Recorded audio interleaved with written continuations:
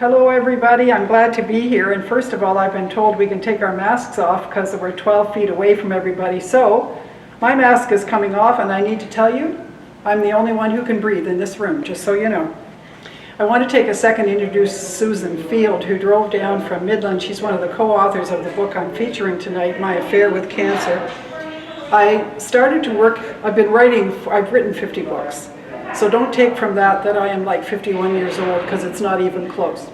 But I want to tell you that I was asked to run or facilitate a journaling class at the Georgian Bay Cancer Support Center in Penetanguishene.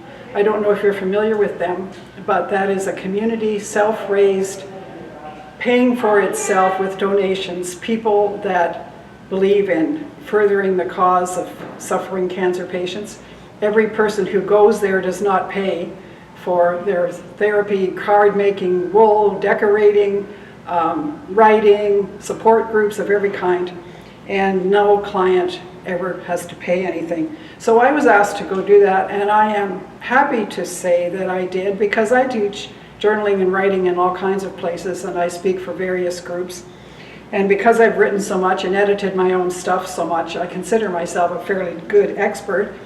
And Linda Smith, if you watch the earlier videos, you will see Linda Smith, who talked to you about the cost of publishing and how you don't need to spend $5,000 or $6,000, and how we have a publisher who we think is terrific. So I really like to encourage people to do their very best for their own selves.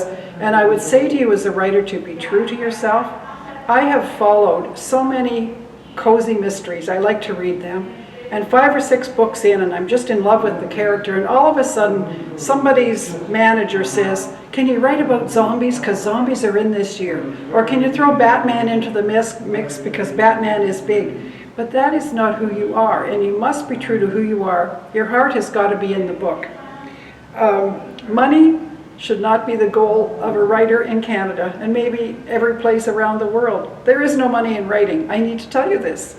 Unless you're Patterson, who has a multifunctional operation going on, it's very rare. And so you have to be putting your own story on paper. And if it's your story, and it's true, and it's on paper, then does it matter if it hits the big time? I mean, we should be truthful in our journals. I mean, if you have a divorce, don't you want your kids to know why you got divorced, and really was it all your fault? Or how come you never speak to your mother, or how your mother and you made up, or how your father was absent for long times? Those are stories that should be told, and it helps people to understand you better. So I was at a conference once where we had a very popular writer. I won't tell you his name. I knew he was really popular because his little black outfit was like a woman's little black outfit, pure silk, no nubbies of cotton fraying anywhere. The other guy came, he was an equally popular article writer, but not the big kind of following.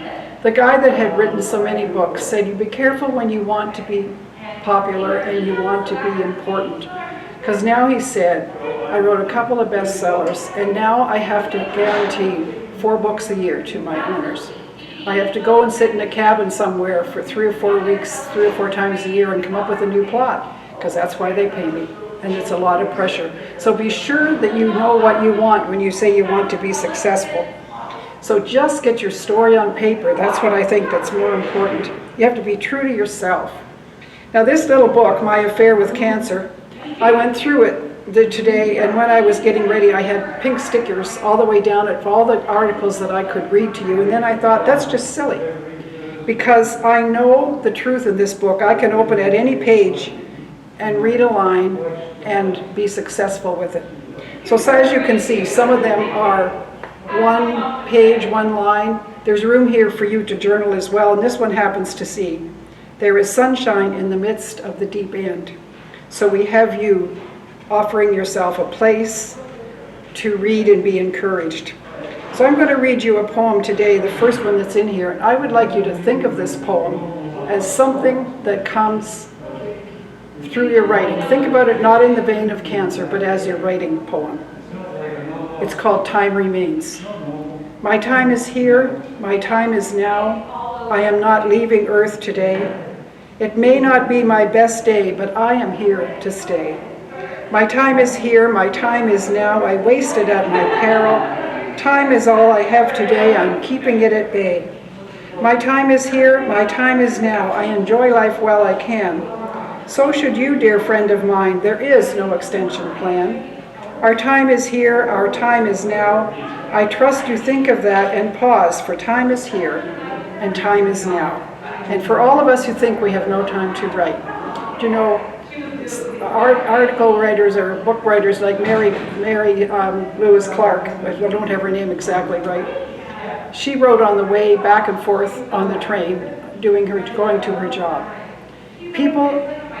There are writers who lock themselves in their room for 9 hours a day. I am not one of those people.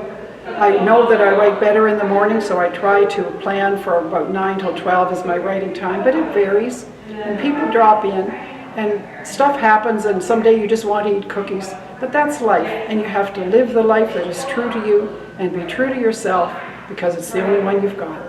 Thanks.